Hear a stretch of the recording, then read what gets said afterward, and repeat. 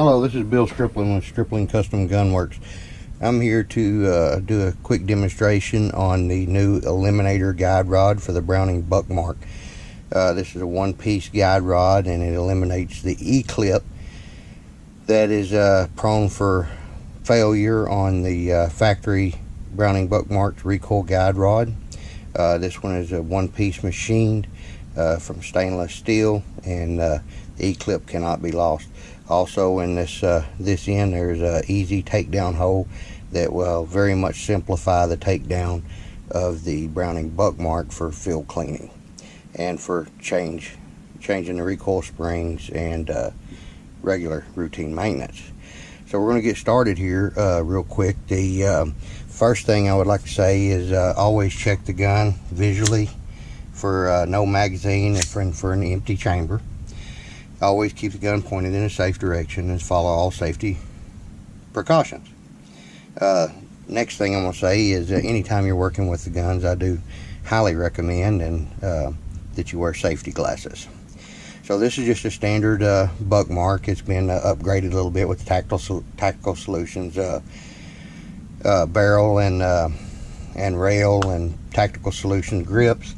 It also has one of my really old, my first generation slide rackers on the slide. So the first thing we're going to do is we're going to remove the rail by removing the two screws that hold the rail in place.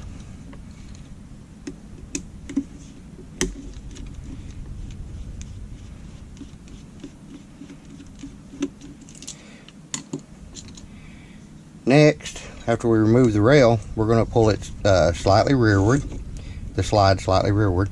Now, if anyone has bought my mag caddies lately, it comes with a little takedown tool that makes this easy. But you just slide this takedown tool on the front of the slide and remove the slide from the gun, and then you can pull the slide off. Now, on the back of this, and many of you will see that as you take it apart, the little tiny E-clip that's on there has a tendency to already be gone, and they're prone to pop off and very easy to lose because they're a little tiny.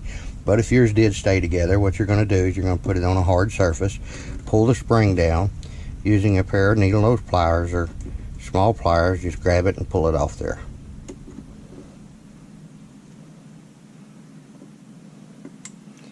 Then the recoil slide spring will pull right off the block. Next thing you'll do is slide the original pin out, or guide rod out.